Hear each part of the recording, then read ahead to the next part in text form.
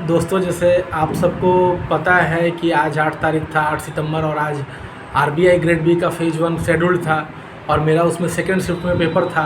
तो मैं एक अभी दे के आया हूँ, घर पे जस्ट पहुँचा हूँ, तो आपके लिए एक डिटेल्ड रिव्यू लेके आया हूँ जिसमें मैं आपको 2-3 मिनट के अंदर समझाना चाहूँगा कि एक्चुअल में पेपर था क्या और कैसे पेपर में क्या क्या क्वेश्चन आए थे। तो सबसे पहले बात कर लेते हैं हम इंग्लिश का। तो इंग्लिश में कुछ नया देखने को नहीं मिला था। 5 कॉमन एरर आए थे जो कि थोड़े ट्रिकी थे। 2-3 आसान थे, 2 हार्ड था, उसमें 3 आसान थे, 2 हार्ड था, और 2 पैसेज था पूरा, जिसमें एक में 6 क्वेश्चन थे, एक में 5 क्वेश्चन थे, और अच्छे लेवल का था। बहुत हार्ड भी नहीं बोल सकते आप, लेकिन अच्छे लेवल का था, जो कि आप पढ़ के थोड़ा सा ध्यान से अगर पढ़िएगा तो क्वेश्चन बन रहे थे उसके। और उसके बाद एक आइडियम फ्रेज का फिलर टाइप का था, वो भी आसान था। और एक इस बार 3 शब्द दिए हुए थे, कनेक्टर करना था। एक बड़ा सा सेंटेंस था, उसमें तीनों में कनेक्ट करना था, और उसके 3-3 ऑप्शंस थे कि इन तीनों में कौन से तीनों लगाएंगे तो कनेक्ट करेगा। 30 क्वेश्चन थे इंग्लिश का, 25 मिनट मिला था। मेरे अटैम्प्ट इंग्लिश में पूरे रहे, 30 में 30, और अच्छे रहे। मुझे इंग्लिश का पेपर बहुत ज़्यादा हार्ड नहीं लगा, मॉडरेट पेपर इंग्लिश का बोल सकते हैं। उसके बाद आया क्वांट, जो कि मेरा एक मैं था बोल सकते हो मेरा अच्छा सेक्शन मैं मानता हूँ। इसमें इस बार कुछ नया नहीं था। क्वाड्रेटिक नंबर सीरीज ऐसा कुछ नहीं था बहुत डरने के लिए। नंबर सीरीज में क्वाड्रेटिक जो मिक्स आता है उस टाइप का ऐसा कोई क्वेश्चन नहीं था। सिंपल रॉन्ग नंबर सीरीज जो आपको बहुत बार प्री में भी देखने को मिलता है, लेकिन वो सिंपल नहीं था। उसमें 3 क्वेश्चन आपके आसान थे, 2 क्वेश्चन टिपिकली बहुत हार्ड था रॉन्ग नंबर सीरीज। आप उसमें ज़्यादा टाइम देंगे तो आप फंस सकते थे। उसके बाद आपको 2 डीआई और 1 केसलेट देखने को मिली। 2 डीआई दोनों मेरे लेवल से आसान लगा। एक तो आपको बहुत आसान था, जिसमें एक लाइन ग्राफ थी और एक टेबल था। लाइन ग्राफ में दिया हुआ था कि पर्सन कौन कौन अटेंड नहीं करते हैं, और एक बार उसी का एक टेबल ग्राफ बनाया हुआ था। इसमें था कि कितने % लोग अटेंड करते हैं, उसमें कितने फीमेल हैं। ये क्वेश्चन मैं अभी आधे 1 घंटे के बाद मेरे चैनल पे आ जाएगा।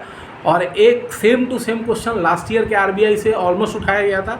बार ग्राफ था जिसमें 3 चीज़ें दी हुई थी, 2 नहीं दिया हुआ था, जिसमें x और 1.4x। सेम क्वेश्चन आपको अभी आधे 1 घंटे में मेरे चैनल पे मिल जाएगा। मैथ के दोनों डीआई। केसलेट आया था जो कि मैं कर नहीं पाया उस टाइम फ्रेम में, चूँकि 25 मिनट ही मिलता है तो केसलेट हुआ नहीं। तो आपके लिए मोटा मोटी ये रहा कि 6, 11 और 5 नंबर का केसलेट, मतलब 16 नंबर का तो 2 डीआई और 1 केसलेट हो गया। 5 नंबर का आपका रॉन्ग नंबर सीरीज था, जिसमें 3 आसान था, 2 हार्ड था। बाकी आपको 4 देखने को मिले थे डीएस, जिसमें एक आसान डीएस था एज वाला। वो भी अगर मुझे याद आएगा तो मैं बना के डाल दूंगा, आप चैनल पे चेक कर सकते हैं। वो भी ज़्यादा हार्ड नहीं था। मतलब मैथ में आप 16-17 अटैम्प्ट आराम से कर सकते थे। ऐसा कोई पेपर बहुत हार्ड नहीं आया था मैथ का। क्वेश्चन आप देखिएगा तो आपको समझ में आ जाएगा। इसके बाद आता है आपका रीजनिंग लास्ट ईयर कंपेरेटिवली बहुत हार्ड आया था, लेकिन इस साल ऐसा तो कुछ लगा नहीं। इस साल का भी मैं रीजनिंग का भी क्वेश्चन आपको डालूंगा। आपको मैं समझा देता हूँ रीजनिंग में क्या आया था। 6 लोग थे, बैठे हुए थे, नॉर्थ फेसिंग था, एक फ्रूट लाइक करते थे और एक लैंग्वेज लाइक करते थे।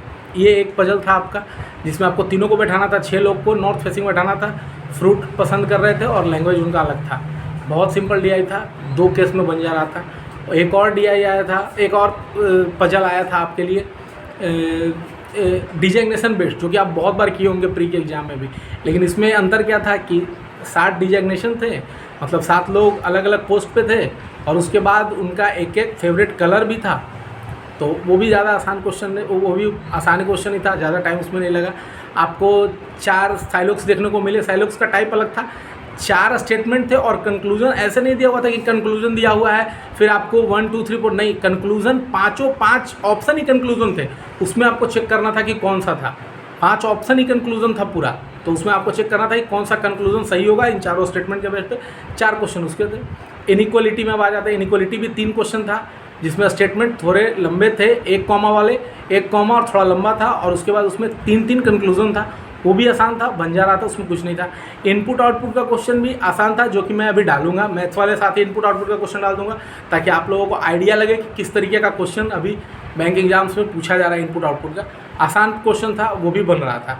और कम से कम 8-10 क्वेश्चन तो आपके क्रिटिकल रीजनिंग के थे, जिसको मैंने हाथ नहीं लगाया, ज़्यादा लेंदी लग रहा था। एक 16% का था फ्लैट फ्लोर पजल वाला, और अच्छा था क्वेश्चन। मेरे से बना नहीं रियल टाइम एग्जाम में, लेकिन मैं अगर लगेगा तो मैं डाल दूंगा। और उसके बाद एक पजल और आया था जिसमें आपको था कि ध्यान नहीं आ रहा, उसमें आपको था कि बॉक्स था और कलर था और सिंपल, ऐसा कभी SBI PU मेंस में भी एक बार आया था, बॉक्स सिंपल कलर में बैठाना था, प्राइम नंबर वगैरह। अच्छा क्वेश्चन था। रीजनिंग भी बहुत हार्ड नहीं है। रीजनिंग में मेरे अटैम्प्ट 28 रहे हैं रीजनिंग में मेरे अटैम्प्ट। और मैथ में मैंने बताया आपको, मैथ में मैंने 16 किया है। और उसके बाद इंग्लिश में मेरा 30 में 30 अटैम्प्ट रहा। अब आते हैं GS पे। GS का पार्ट मेरा कुछ उतना अच्छा नहीं था। GS का पार्ट ना मेरी उतनी तैयारी थी, लेकिन इतना मैं लास्ट ईयर पेपर दिया था, लास्ट ईयर से पेपर आसान था GS का, जो देखने से लगा। और क्वेश्चन बहुत हार्ड और टिपिकल स्कीम्स वगैरह, PIB वगैरह, RBI न्यूज़ वगैरह से नहीं आए थे। बहुत ज़्यादा उनका मेजर रोल नहीं था। मेजर रोल CA का ही था। करंट अफेयर जो आपका होता है जून जुलाई अगस्त का ही था। क्वेश्चन बहुत हार्ड नहीं था। कुछ डीपली पूछा गया था तो RBI तो उतना तो आप एक्सपेक्ट कर सकते हैं। 80 नंबर का क्वेश्चन था। अब जैसे आप एक क्वेश्चन लगा लीजिए कि ओलंपिक से ही क्वेश्चन पूछना था, तो उन्होंने पूछा है कि ओलंपिक का जो मैस्कट है फैग्रस, वो किस प्रकार का है, तो वो कैप है। तो आपको आइडिया थोड़ा लगना चाहिए पड़ेगा। और एक क्वेश्चन अविनाश साबले से था, तो आपसे आप एक्सपेक्ट करते हैं कि आपसे पूछा जाएगा कि अविनाश साबले किस चीज़ में खेलते हैं। तो सबको पता है कि Avinash Sable 3000 meter steeplechase में खेलते हैं। लेकिन वहाँ क्वेश्चन था कि 3000 मीटर स्टीपल चेज के बैरियर्स क्या है, कितने पानी के बैरियर्स है, कितने उछलने वाले बैरियर्स। तो इस तरीके क्वेश्चन थे। डीप क्वेश्चन था। कौन से स्टेट्स थे, 1 2 3 वाले भी क्वेश्चन बहुत थे, ओनली 1 2 3 करके। GS में मेरे अटैम्प्ट ज़्यादा तो नहीं रहे हैं, 51 अटैम्प्ट हुआ है मेरा GS में। बाकी मुझे जो आइडिया लगा मैंने किया। और यही अभी एक आध घंटे में, 1 घंटे के अंदर मैं अभी आपको मैथ और रीजनिंग के कुछ क्वेश्चंस इसी चैनल पे अपलोड कर दूंगा। आप लोग देख सकते हैं। सबसे पहले एग्जैक्ट क्वेश्चन में डालूंगा, आप लोग उससे देख सकते हैं कि अभी लेवल क्या चल रहा है क्वेश्चन का। अभी के लिए इतना ही। फिर आगे मैं जब एग्ज़ाम दूंगा तो आप लोगों को रिव्यू मिलता रहेगा इस चैनल।